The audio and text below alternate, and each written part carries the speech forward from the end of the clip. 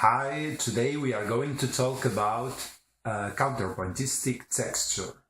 Counterpoint means one point against another one, or in music, one note against another note.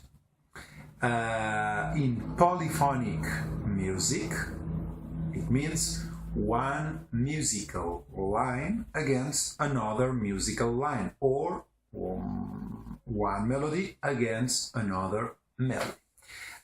So we have one polyphonic texture with different melodies, different lines, and every line is independent. Every line has its own rhythm, its own way, going up or going down, independently than the other melodies. So, for example, if we have the first melody going really slowly, we can have the second melody, the second musical line going fast, or exactly the opposite. Or if we have the first melody going with the melody up, and at the same time we can have the second musical line going down at the opposite direction. So this is counterpoint, when we have one melody going against the other one. In a counterpointistic texture, all the musical lines are equal. That means that all the melodies have its own importance. They have the same importance. They have always their moment of prominence, of importance. One kind of counterpoint, it's a texture called imitative counterpoint. In an imitative counterpoint, we have one first musical line that can start before alone, and after a while we have a second musical line imitating a little bit the first musical line.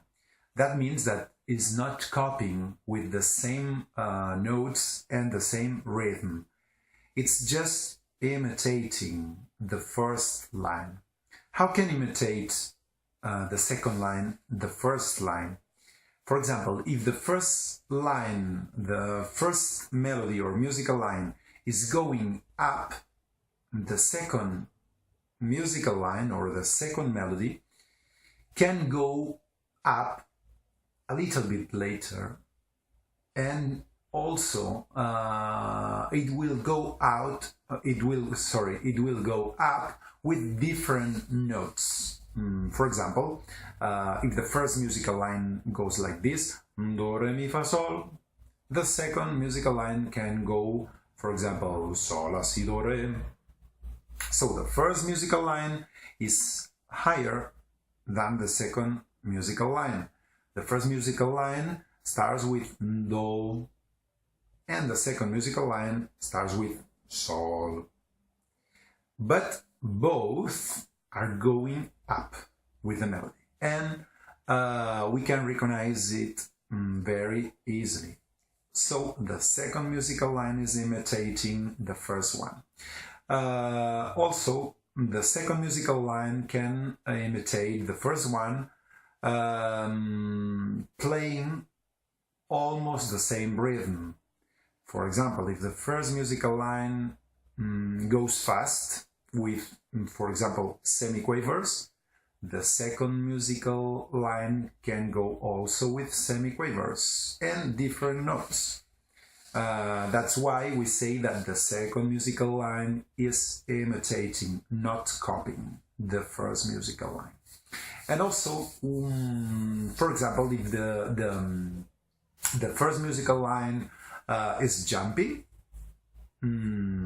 for example, it goes like this, do, sol, and after a while we have the second musical line jumping also down, sol, do, for example, we can recognize that both voices are jumping down with different notes.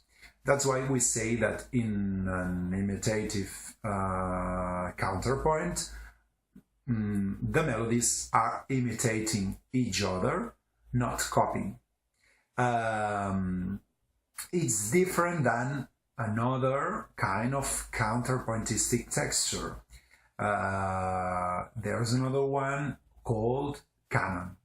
In a canon, also we can have one first musical line that starts alone, and then we have a second musical line that is doing exactly the same notes, exactly the same rhythm as the first musical line.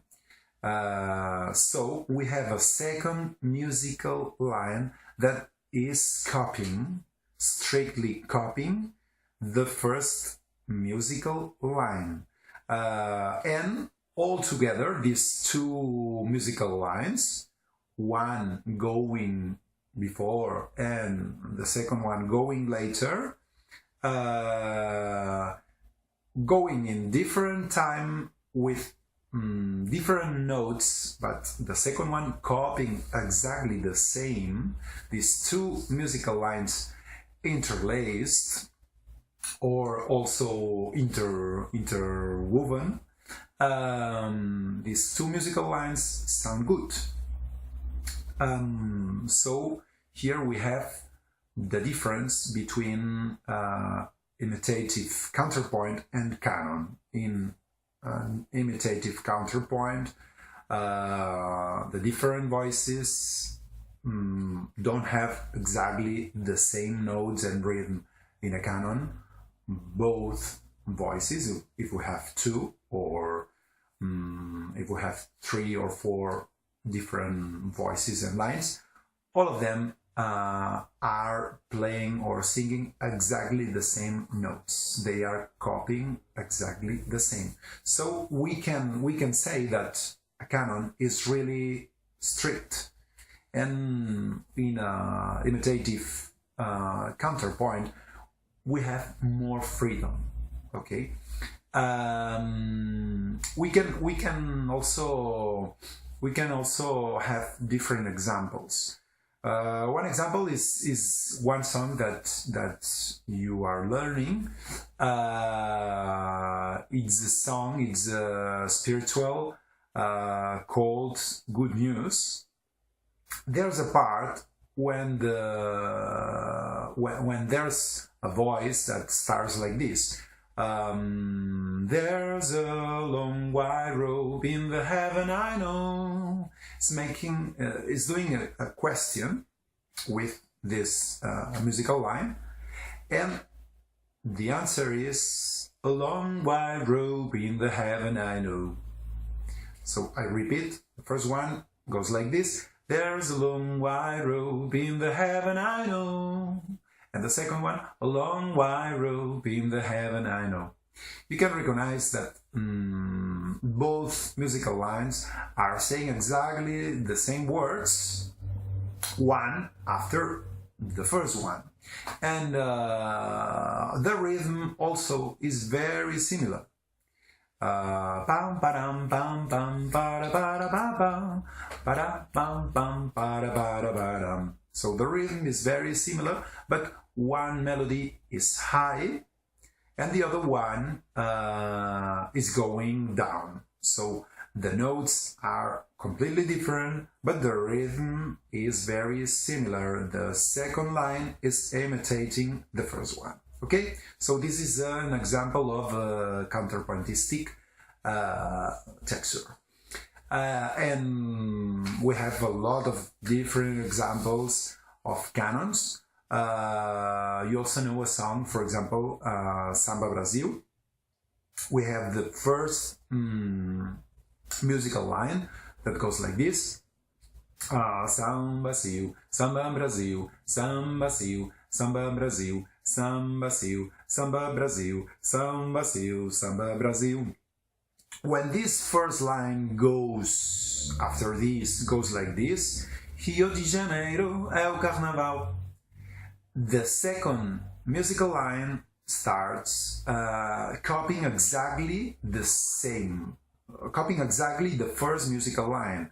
So, samba Sil, samba Brasil, samba Sil, samba Brasil. So, you understand perfectly that in canon, all the musical lines, all the voices are copying exactly the same. I are repeating exactly the same. So in a canon is a really strict counterpoint. Okay, I hope you understood everything. So now you can answer all the questions. Goodbye.